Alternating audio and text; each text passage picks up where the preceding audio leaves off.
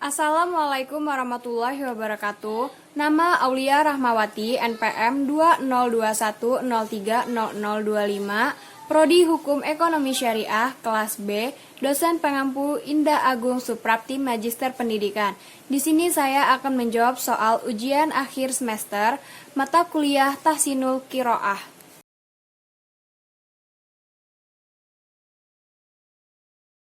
A'udzu billahi minasyaitonir rajim. Bismillahirrahmanirrahim. Al-Qari'ah. Mal-Qari'ah. Wa ma adraka mal-Qari'ah. Yauma yakunun nasu kal farasil mabshus. Wa takunul jibalu qul ihnil manfush. Fa amma man thaqulat mawazinuh fahuwa fi 'ishatir radiyah. Wa amma man khafat mawazinuh fa ummuhu hawiyah. Wa ma adraka ma hiyah narun hamiyah. 5 contoh hukum bacaan pada surat Al-Qari'ah. Yang pertama ada pada ayat ketiga, yaitu wa ma'a.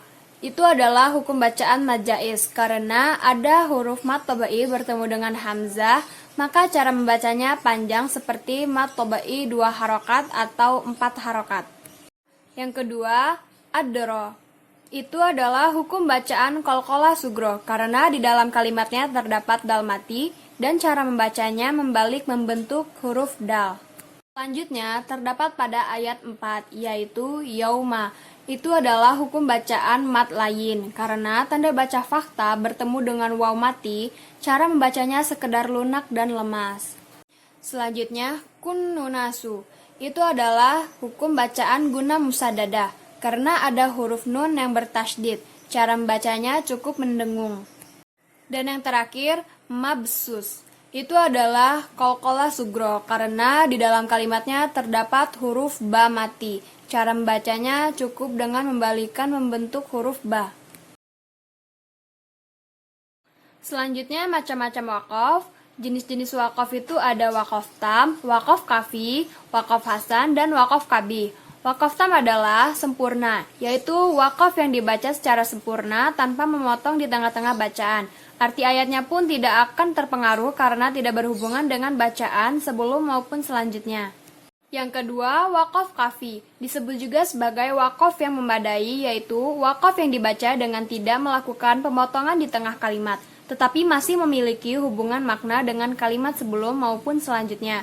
Yang ketiga, waqaf hasan, yaitu mewakafkan kalimat yang tidak memiliki hubungan arti dengan kalimat selanjutnya, tetapi kalimat tersebut masih berhubungan kalimat selanjutnya. Yang keempat, waqaf qabih, mewakafkan kalimat secara tidak sempurna atau memotong kalimat yang tidak memiliki hubungan arti, tetapi masih punya hubungan dengan kalimat sesudahnya. Berikut tanda-tanda waqaf yang terdapat dalam Al-Quran. Yang pertama, waqaf lazim atau tanda waqaf mim. Tanda bacanya mim, artinya harus berhenti. Waqaf lazim juga disebut waqaf tam atau waqaf yang sempurna, karena tanda waqaf ini menandakan sempurna atau tidaknya suatu kalimat. Yang kedua, waqaf la wasal. Tanda waqaf la wasal atau lam artinya tidak boleh berhenti. Jika terdapat tanda waqaf lam pada tengah ayat, maka tidak diperbolehkan untuk berhenti. Tetapi jika tanda waqaf lam berada di akhir ayat, maka diperbolehkan berhenti. Yang ketiga, tanda waqaf waslu ula, yaitu tanda hurufnya sol dan lam. Tanda waqaf waslu ula artinya diutamakan untuk melanjutkan. Jika kita menemukan tanda waqaf waslu ula, maka kita diperbolehkan untuk berhenti atau melanjutkan, tetapi lebih diutamakan lagi untuk melanjutkan. Yang keempat, waqaf mu'annaqoh atau muraqobah, yaitu tanda titik-titik 3. Tanda waqaf titik 3 ini artinya berhenti di salah satu tanda. Waqaf ini akan selalu muncul sebanyak 2 kali dan kita harus berhenti di salah satu tanda waqaf tersebut. Yang kelima, tanda waqaf jaiz, yaitu tanda bacanya ja. Tanda waqaf jaiz artinya boleh berhenti atau boleh melanjutkan. Yang keenam, waqaf waqfu aula. Tanda bacanya ko dan la. Tanda waqaf aula ini berarti diutamakan berhenti. Apabila pada ayat Al-Quran terdapat tanda waqaf waqfu aula, lebih baik diutamakan untuk berhenti pada kata yang terdapat tanda tersebut. Yang ketujuh, tanda waqaf saktah, yaitu hurufnya sakataha. Tanda waqaf ini berarti berhenti sejenak tanpa bernafas. Apabila terdapat tanda waqaf sa, maka yang harus dilakukan yaitu berhenti sejenak, sehingga memutus bacaan tetapi tidak diperbolehkan bernafas. Selanjutnya, waqaf mutlak atau to. Tanda waqaf to artinya harus berhenti. Maka apabila kalian menemukan tanda waqaf to pada bacaan, maka kalian harus berhenti. Yang kesembilan, waqaf murakhas atau fo. Tanda waqaf fo berarti tidak berhenti. Selama tidak menemukan alasan untuk berhenti atau kita kehabisan napas karena panjangnya suatu ayat, maka kita meneruskan bacaan. Yang ke-10, waqaf qobi atau ko. Tanda waqaf ko artinya diutamakan untuk melanjutkan. Apabila pada ayat Al-Quran terdapat waqaf ko, ini lebih baik diutamakan untuk melanjutkan bacaan. Yang ke-11, waqaf mujawwaz atau za. Tanda waqaf za berarti diutamakan untuk melanjutkan. Untuk tanda waqaf mujawwaz atau za ini, maka kalian dilanjurkan untuk melanjutkan membaca. Waqaf kadzalik atau kaf. Tanda waqaf kaf berarti sama dengan waqaf sebelum-sebelumnya. Jadi, apabila kalian menemukan tanda waqaf kaf ini, maka kalian harus menyamakan dengan tanda waqaf sebelumnya. Ke-13, waqaf mustahab. Itu hurufnya qoyafa. Tanda waqaf mustahab berarti diutamakan berhenti. Apabila jika terdapat tanda waqaf mustahab ini, dianjurkan lebih baik untuk berhenti daripada melanjutkan.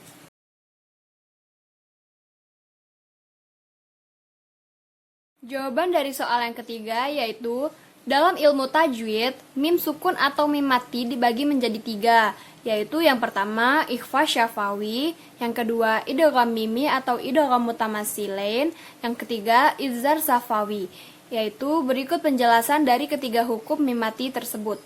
Yang pertama, ikhfa syafawi.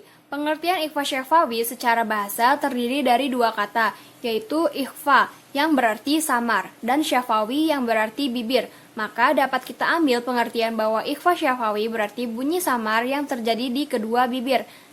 Adapun huruf ikhfa syafawi itu hanya satu, yaitu huruf ba.